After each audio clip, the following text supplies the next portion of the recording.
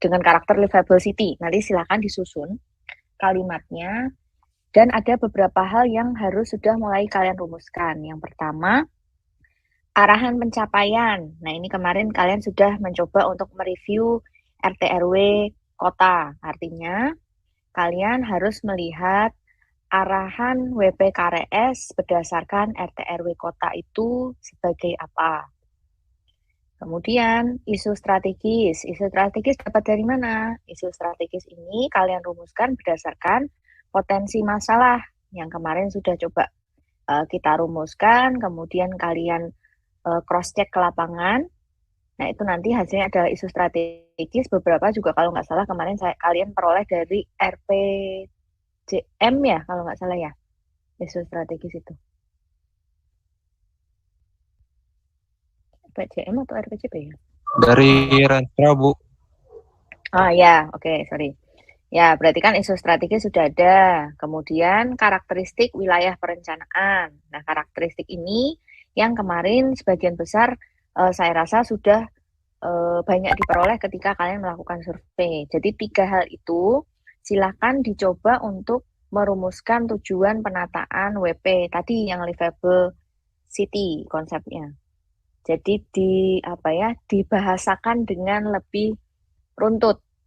Yang pertama tadi arahan pencapaian berdasarkan RT RW kota.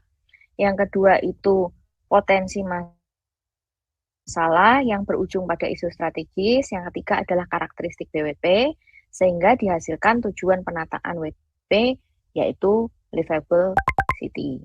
Itu tugas pertama. Kemudian yang kedua, tujuan livable city ini selain 3 hal utama tadi juga harus mempertimbangkan keserasian antar wilayah. Ini yang saya katakan konstelasi. Jadi, peran WPKRS terhadap wilayah sekitar. Dia sebagai apa? Apakah sebagai produsen, konsumen, distributor, atau bisa dari sisi hubungan ekonomi misalkan. Oh, dia ternyata banyak memiliki kawasan industri, sehingga sebagian besar masyarakat sekitar itu bekerja di WPKRS misalkan. Nah, itu juga harus menjadi pertimbangan. Lalu investasi, bagaimana potensi investasinya? Apakah ada perdagangan jasa yang besar di situ? Apakah ada industri? Apakah ada bisnis atau UMKM di daerah situ? Atau dia murni sebagai kawasan permukiman saja? Bagaimana kondisi sosial lingkungan? Lalu bagaimana masyarakat dalam melihat WPKRS ini? Kemarin kan kalian kalau nggak salah juga sudah melakukan wawancara ya, jadi kurang lebih bisa memahami bagaimana partisipasi masyarakat yang sudah berlangsung di WPKRS ini, sebatas kegiatan apa, kemudian sudah berkontribusi dalam hal apa. Sampai situ mungkin terlalu banyak ya, silakan yang mau ditanyakan dulu penjelasan saya.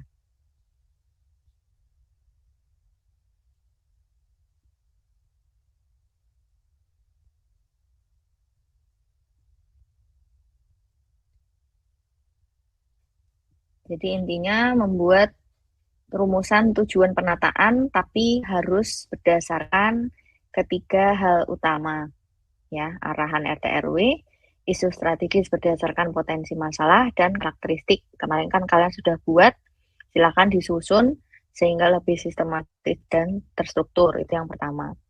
Yang kedua, analisis kebutuhan, kemudian proyeksi dan gap. Mungkin kita bisa mulai dari analisis existing dulu ya, kebutuhan existing dulu. Jadi dari yang data yang kalian peroleh, data sarana, prasarana, dideskripsikan, yang sudah tersedia berapa, jangkauan pelayanannya berapa, kemudian kebutuhannya bagaimana diproyeksikan.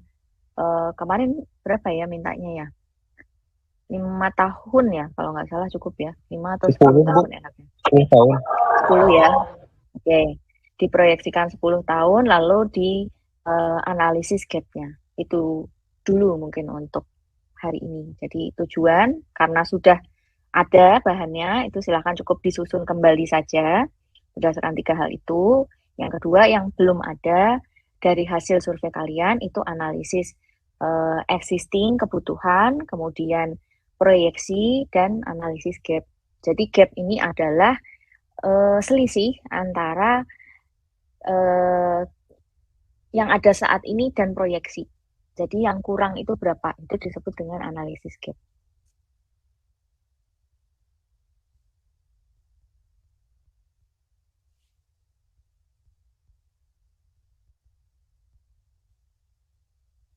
Dicerna dulu, ada yang mau didiskusikan, silakan.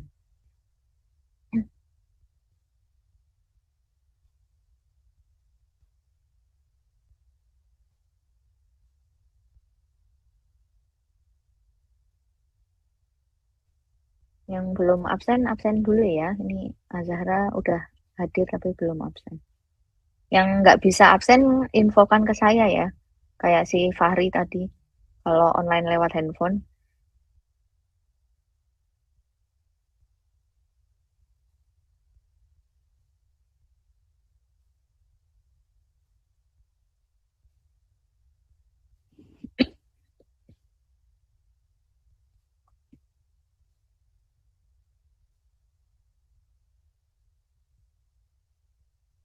Gimana bisa dipahami untuk target selanjutnya?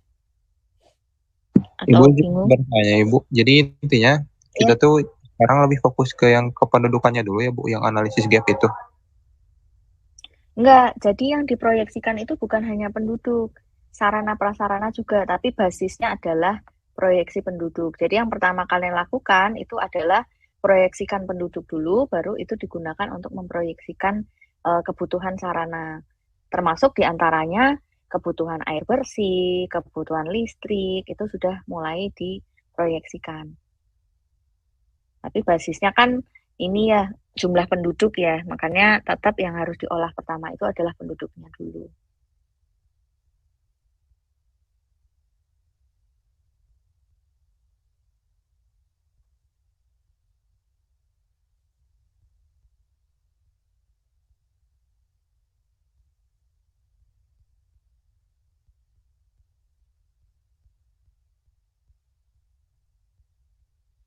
Kalian udah diajari memproyeksikan kebutuhan sarana prasarana kan ya?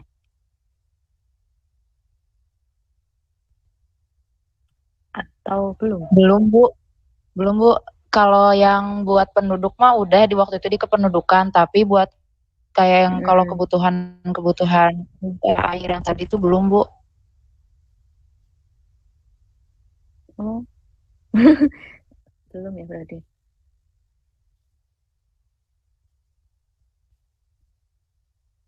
Oke, bentar-bentar. Hmm,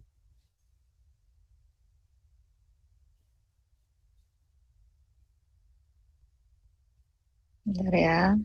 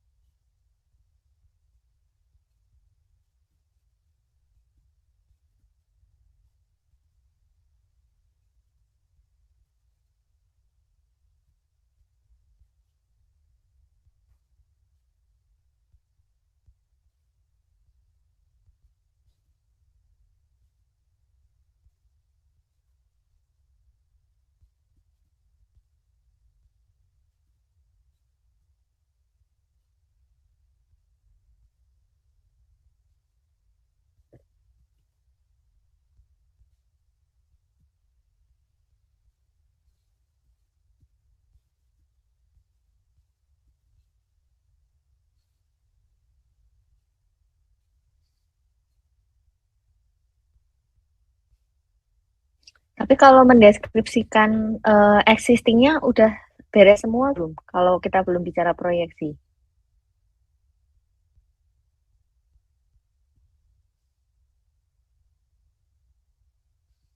Jadi kayak sampah, volume sampah, kemudian jaringan telekomunikasi, gitu-gitunya sudah selesai dibuat.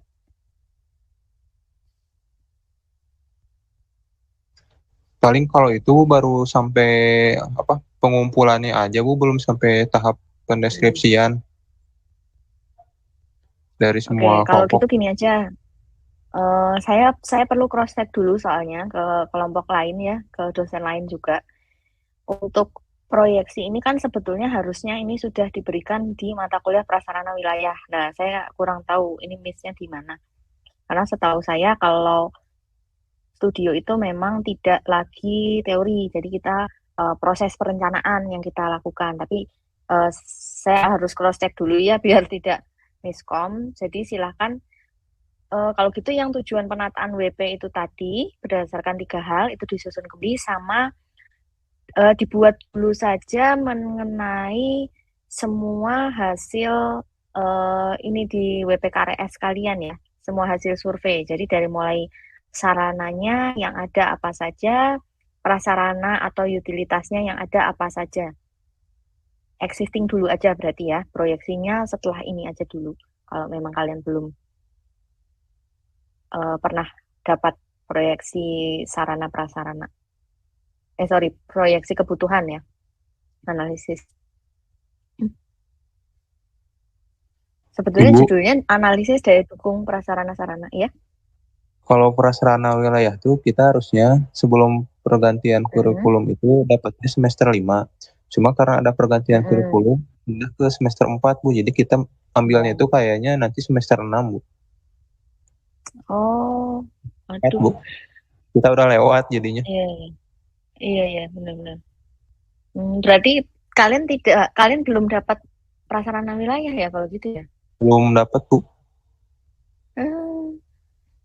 Berarti harus dikasih kuliahnya dulu. Wah, ini ya udah saya berarti harus menginfokan ke dosen lain dulu ya. Maaf ya, ini skip ini yang prasarana wilayah seingat saya soalnya udah dapat.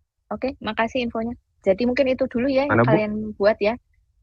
Oh ya. Bikin yang sarana prasarana existing dulu aja, sama yang wilayah perencanaan ya, tujuan wilayah perencanaan itu dulu aja untuk hari ini. Sambil saya coba koordinasi yang masalah prasarana dulu ya berarti. Oke, sorry kelewat berarti ya. Makasih infonya. Kalau gitu silahkan diteruskan dulu untuk target hari ini. Kalau bisa hari Selasa ya, mungkin Selasa nanti masalah yang tentang proyeksi prasarana bisa ketemu solusinya ya. Either nanti mungkin akan ada kuliah tambahan dari kami khusus untuk materi itu atau seperti apa nanti saya diskusikan sama Pak Sony karena beliau koordinator studionya ya dengan Pak Arya sama Bu Itanti juga. Itu kalau gitu mohon maaf sekali lagi ya hari ini belum bisa offline. Terima kasih sudah partisipasi. Kemudian kalau ada yang belum absen, nanti di WA aja di info-nya biar saya bantu absennya. Saya tutup. Wassalamualaikum warahmatullahi wabarakatuh. Waalaikumsalam warahmatullahi wabarakatuh. Waalaikumsalam warahmatullahi wabarakatuh. Cepat sembuh Ibu. Terima kasih.